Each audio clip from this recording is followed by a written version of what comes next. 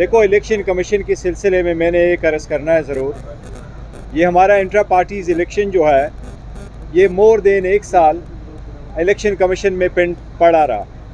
इसका पहला notice election commission की तरफ से 4 दिसंबर 22 को आया था।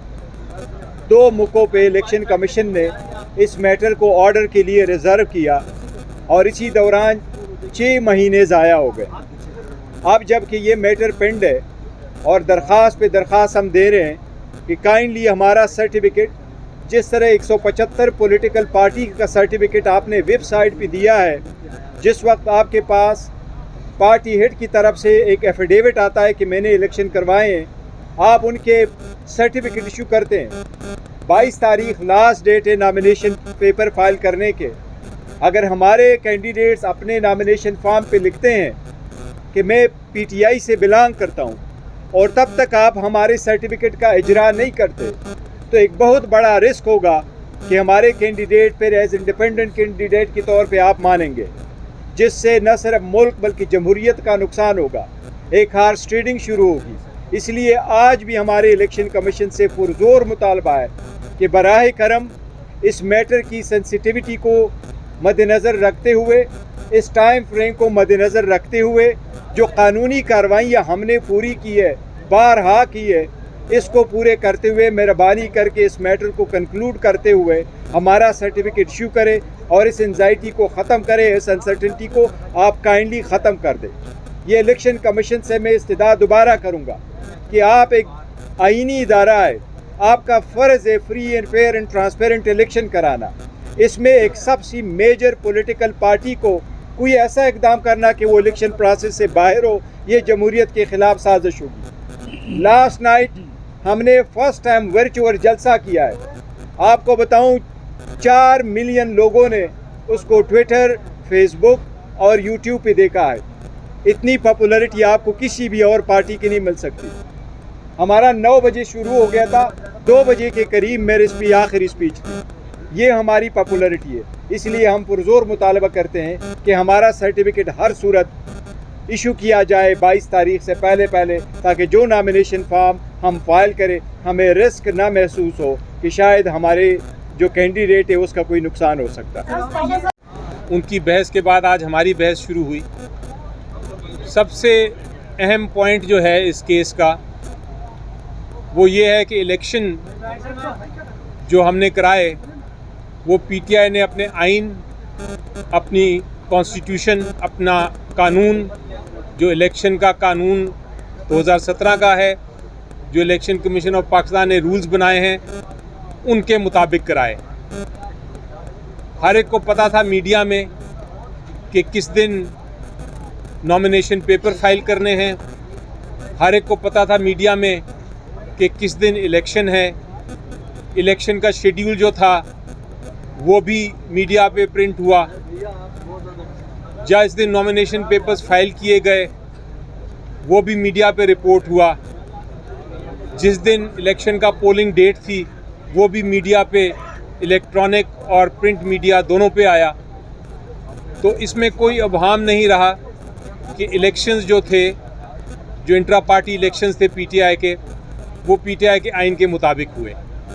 अब कानून ये कहता है कि अगर किसी को इतराज़ है उस इलेक्शन से, तो सबसे पहले उसको ये साबित करना है कि वो पार्टी का मेंबर है, सपोर्टर नहीं, वर्कर नहीं, वोटर नहीं, मेंबर, वोटिंग मेंबर। यानी कि हमारी एक ऐप है, उसको कहते हैं राब्ता ऐप। उस ऐप के अंदर जो भी मेंबर्स हैं उनकी लिस्ट मौजूद है।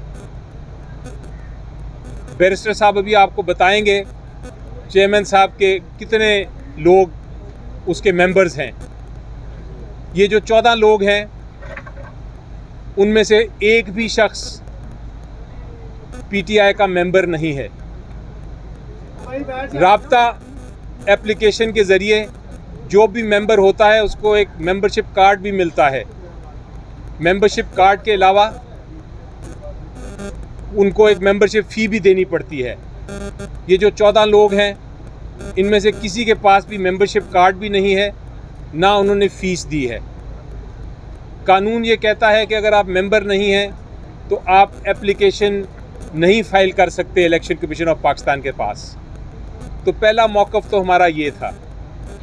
दूसरा मौक़िफ़ ये था कि ये जो 14 लोग हैं इनमें से एक ने भी एप्लीकेशन नहीं दी कि हमें नॉमिनेशन फॉर्म दें। इनमें से एक ने भी एप्लीकेशन नहीं दी कि हम कोई इलेक्शन लड़ना चाहते हैं। जो इलेक्शन होता है पीटीआई का वो पैनल बेस्ड इलेक्शन होता है, यानी कि हर पैनल के लिए 15 कैंडिडेट्स चाहिए, 15 मेंबर चाहिए। इनमें से 14 में से किसी ने भी नहीं कहा कि हम ये 15 मेंबर लेके आए थे। ये जो एप्लीकेशंस फाइल की गई हैं इसमें भी जिक्र नहीं है कि हम किस पोस्ट के लिए इलेक्शन लड़ना चाहते थे। इसमें भी जिक्र नहीं है कि हमने कोई एप्लीकेशन फॉर्म दिया। इसमें भी पैनल नहीं दिया उन्होंने।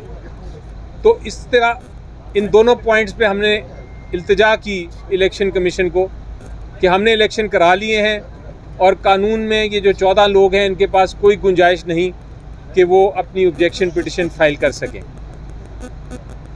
और इसलिए हमने इस्तदा की कि ये एप्लीकेशन जो हैं इनको डिसमिस कर दिया जाए। इसके अलावा कानूनी टेक्निकल बहस भी हुई। सिंपल जो उसको अल्फाज में अगर मैं बयान करूं तो जो इलेक्शन एक्ट है 2017 वो ये कहता है कि आपने एक सर्टिफिकेट देना होता है चेयरमैन ने कि हमने इलेक्शन कर लिए हैं। उसके बाद इलेक्शन कमीशन ऑफ पाकिस्तान के पास कोई गुंजाइश नहीं है, उसको वो मानना पड़ता है सर्टिफिकेट। और अगर इलेक्शन ना कराए कोई जमात इंट्रा पार्टी इलेक्शन तो उसके ख़िलाफ़ एक्शन ले सकती है इलेक्शन कमीशन ऑफ पाकिस्तान। लेकिन अगर इलेक्शन हो गए हों तो फिर उसके ऊपर इलेक्शन ट्राइब्यूनल की तरह इलेक्शन कमीशन ऑफ पाकिस्तान के पास कोई इख्तियार नहीं कि उसके ऊपर वो उसके निटी ग्रिटी में जाए, उसकी वैलिडिटी देखे, उसके शेड्यूल को एग्ज़ामिन करे। तो ये कानूनी नुकात भी बताए हमने इलेक्शन कमीशन को। इलेक्शन कमीशन ने पूरा मौका दिया दूसरी साइड को कि वो जवाब भी दे।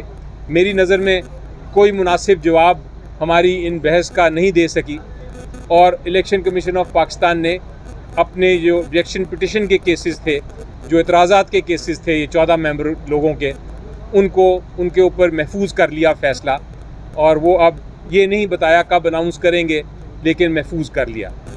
अब आया दूसरी बात जो बड़ी हैरानकुन और परेशान कुन बात है, और वो ये कि इलेक्शन कमीशन ऑफ पाकिस्तान ने अज़ ख़ुद भी एक हमें नोटिस दिया था और कहा था कि आप इलेक्शन कमीशन ऑफ पाकिस्तान के इतराज़ात जो हैं, हमें इतराज़ात हैं कुछ, हमारे इतराज़ात भी उनका जवाब दें।